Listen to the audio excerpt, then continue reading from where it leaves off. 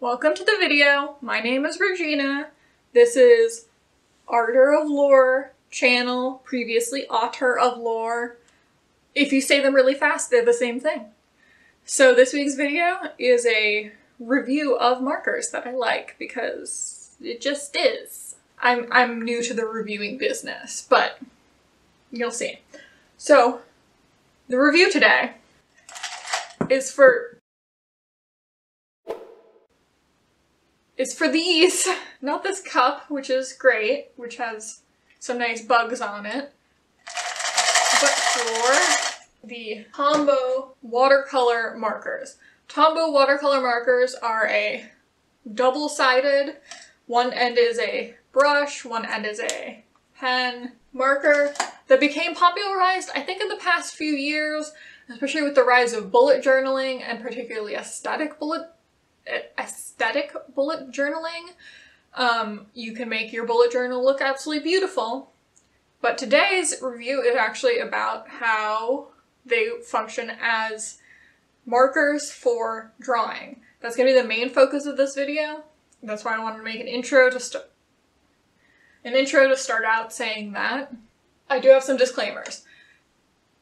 Number one disclaimer on the video is these are all my opinions. I'm not a professional artist. I don't use these markers like to make a living or anything.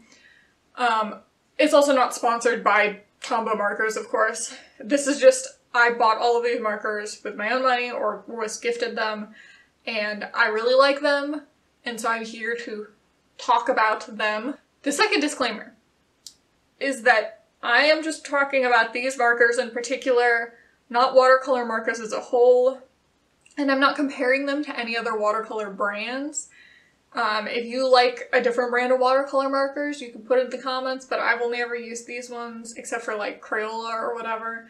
But that's neither here nor there.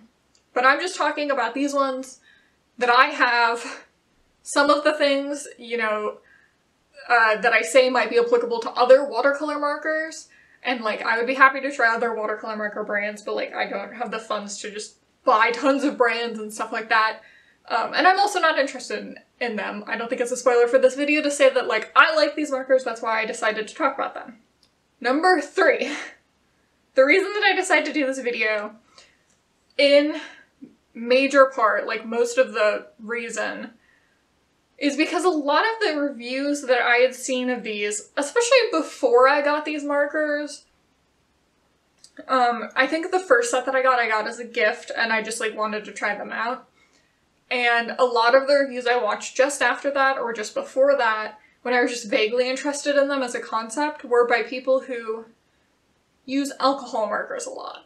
And I guess my disclaimer is that these are not alcohol markers. Like, I am not going to try and dispute the differences between the quality or goodness of alcohol markers versus watercolor markers, either as a whole or like by brand.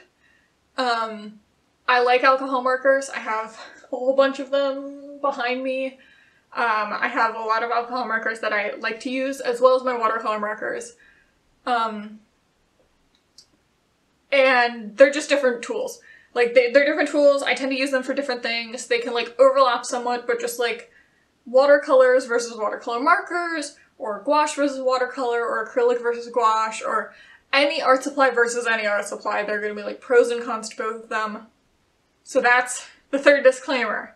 Now, we can go on to the video. Also, before I go, we can go on to the video, but before I go, leave a like and a comment because it makes me happy. I'm not doing a lot these days, so I like when I get comments on my videos. Sue me. You don't even have to subscribe, just leave a comment.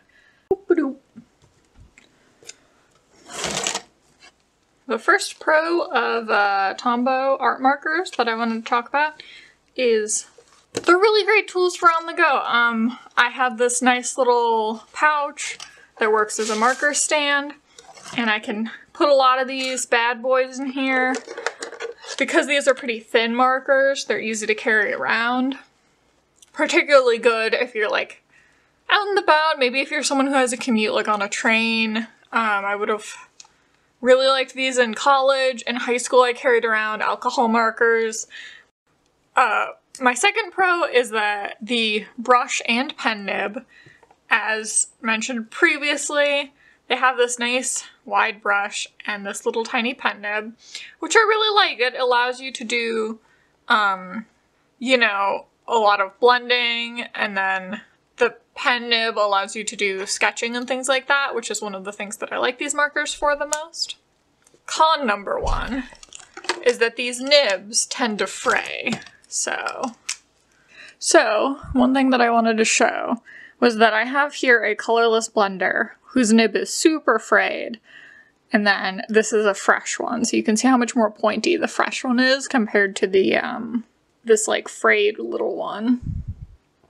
Fraying is something that happens naturally over time with, you know, a lot of tools like this. The nibs of micron pens, for example, can get quite frayed.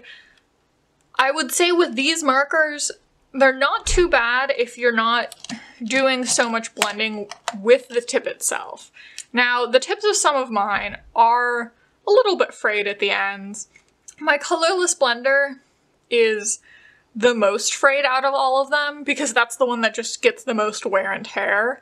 If you blend with the colored markers, which I do all the time, they do get more frayed over time. To me, this isn't, and I don't think that these fray too easily. Oh, and I would say these blend a lot easier when they are frayed. So for the colorless blender, I actually have some that are frayed and some that are not, and I use them at different times. Regarding the actual pen's design, it has a little nib thing that, so it doesn't roll, which is just kind of nice. So the number one thing most people know is that you can use these markers to blend. Let me just pick out a few colors that will gradient well together without too much trouble. So there are a couple of ways of doing this. Number one would just be blending out with the markers themselves. This has a higher likelihood of tearing up the paper. I would say the number two way is using a bit of water. Add water to these to blend them out quite easily. Of course, you can use the water for other things, like making lighter colors or whole like swaths of color. And then the other method is, of course, using the colorless blender. I don't know why I put that as number three, but I noticed that people don't seem to use the colorless blenders like as often as I do. I've seen a lot of sort of tutorials or people trying these out for the first time and they just completely ignore the colorless blender. But I don't ignore them. I really like the colorless blender. Okay, I didn't do such a good job here. I think one of the main other cons that I've seen brought up is just that these can tear paper when layered. I would say that personally, like with the nibs, there are ways to offset this. Now, you can just rub and rub, and eventually you'll probably tear the page. You'll at least get a lot of these little flaky bits, so that's not great. One of the cons, I would say, of using these markers is over large areas, they can get quite streaky. I would say in general, these just aren't great if you're doing like a very large piece of art. You can, of course, always add some water and blend it out that way. Personally, I don't use the water method very much. Because I have watercolors, it also buckles the paper. Like I said, one of my favorite pros of this is that you can use these kind of on the go, and I just feel like the water's a little bit redundant. Other pros, I think that the colors for these markers are just great. I tend to get a lot of inspiration when using a lot of bright colors and things like that. This is a few drawings that I did a little while ago, and the colors are just like so vibrant and bright, and of course this is kind of up to personal preference. I just find that these particular markers are super great when it comes to color. I think in comparison, I mean, I don't want to compare them too much to alcohol markers because they work very differently, but I do think the ones that I have at least tend to be more vibrant. I'm sure that they're not as light fast or something. I don't know anything about light fastness, so I don't know how long they stay this way, but They look quite lovely as they are right now. As well as that, the pastel colors, you can get very light colors and really like blend out those like light colors very nicely in this. Besides the fact that you can of course use water to make all of the colors lighter, the pastel set's very nice. It has a lot of dark colors. I will say there's some color, maybe inconsistency or quality inconsistency. I will say most of the time the caps are fine, but I will put as a con that because the colors tend to be so saturated in these markers, you tend to get situations where the cap is a little less desaturated than the marker. I don't know if you can quite tell on camera, but this just is quite an orange color and the cap looks a little bit more tan in my opinion. As well as that, there's some inconsistency with the quality of specifically the browns and some of the blues. Just like among my set is that I noticed that the browns can be sort of speckly as opposed to like the reds or the oranges or the darker blues, which always turn out really nice and smooth. Like this orange is just really beautiful and smooth, but whatever pigment was used for a lot of these browns is not, it doesn't seem like the same quality. It's sort of grainier, which is really unfortunate because these are the skin tones that I would normally use, and I tend to have to blend them out with like some red or something like that. There's also the fact that there's no color names on any of these markers. This isn't so much an issue for me. Of course, if you have bad color vision, this might be more of an issue. Although if you have bad color vision, they have a really lovely neutrals gray set that I do like a lot, but in other cases, you won't be able to tell the difference between the colors except they have different numbers. Color names are irrelevant to me personally.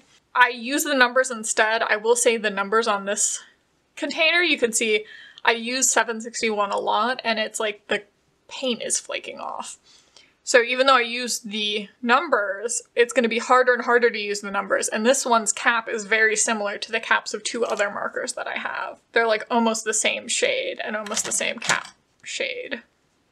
Another pro about these markers that I find personally is that you can layer them because they're transparent like watercolors, and you don't have to worry as much about dry time. There is like a dry time with these markers. They're not super wet, but there is a little bit of a drying effect that you can get if you wait a second between like layering colors as opposed to drawing immediately over them. So with this picture, I tried to wait in between layering the triangles on top of each other. And this was like very experimental and I didn't know how it would turn out, but I really like how you can see a lot of these triangles overlapping each other. And you can do interesting things like that with these markers. Another thing that is a plus is they tend to lay very flat. Like even if you layer them, as long as they're not super wet when you layer them, that's another thing. If you layer them when they are damp, that's when the texture issues, the con that I discussed earlier, will arise. But if you wait for them to dry, well, they still do tend to be sort of a little bit water soluble once they've sat for a little while. They will be significantly less likely to like tear the page when you layer over and over again. It's really layering when they're wet that is the issue.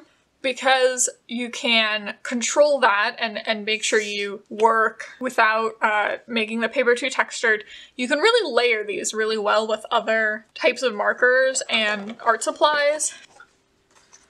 The final section that I had to tack on here was, of course, the price. I would say personally, I bought my collection of markers over a fairly long period of time, so I did pay a higher price on average than you could if you buy in bulk. I believe these markers are about $3 if you buy some of the larger sets, and they're like a little over $3 if you buy a set of about 10. You can see these are a few of the boxes that I still have from the grayscale, colorful, and pastel set, and I believe on sale the cheapest I saw them was about $15 for, I think it's 8 colored pens, or 9 colored pens and 1 colorless blender in most of these cases. I think the grayscale one didn't come with a colorless blender. Yes, the grayscale one didn't come with a colorless blender. I got the rest of the colorless blenders from this primary pack as well as this pastel pack and the skin tone set. I do like that they have different sort of themed packs, but I do know they're much better priced in bulk.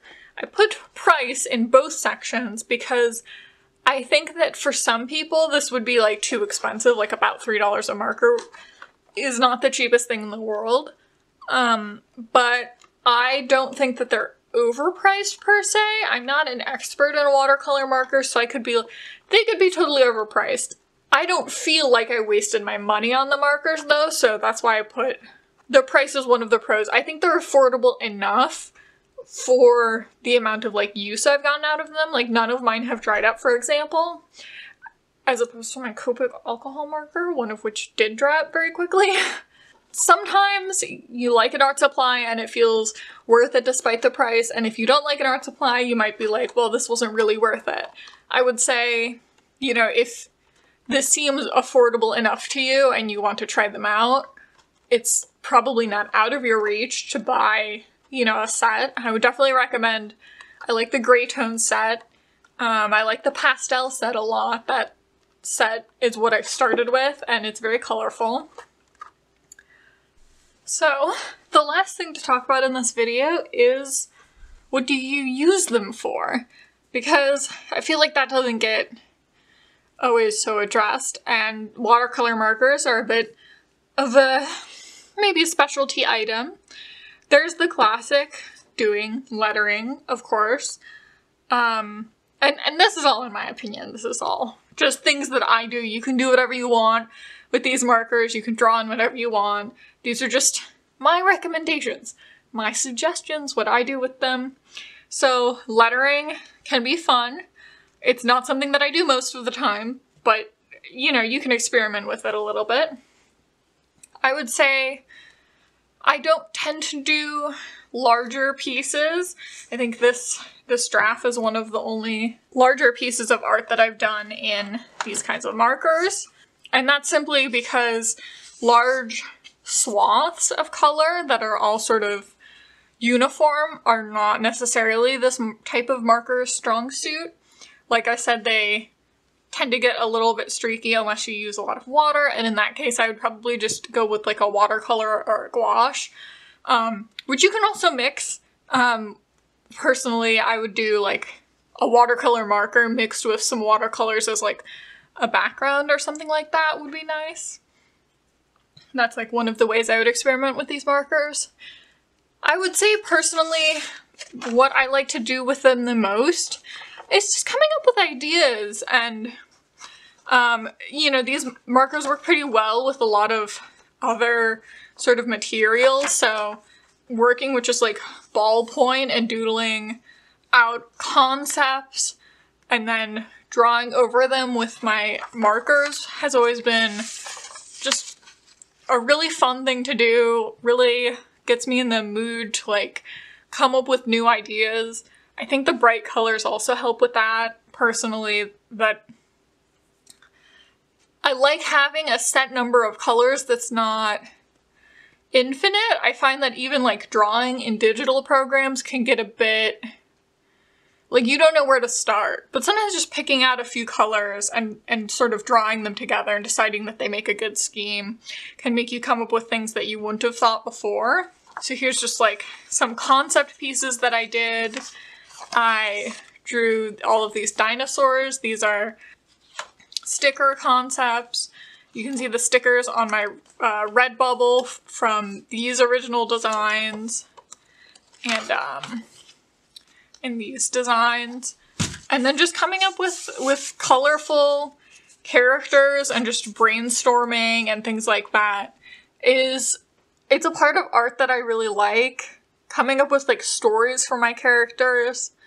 I think that what I have realized over time as I've done art more and been more experimental is that it's really important to have a medium where you can just draw whatever, where you can, you know, just a few pages of your notebook where you're not worried about it looking nice or being neat.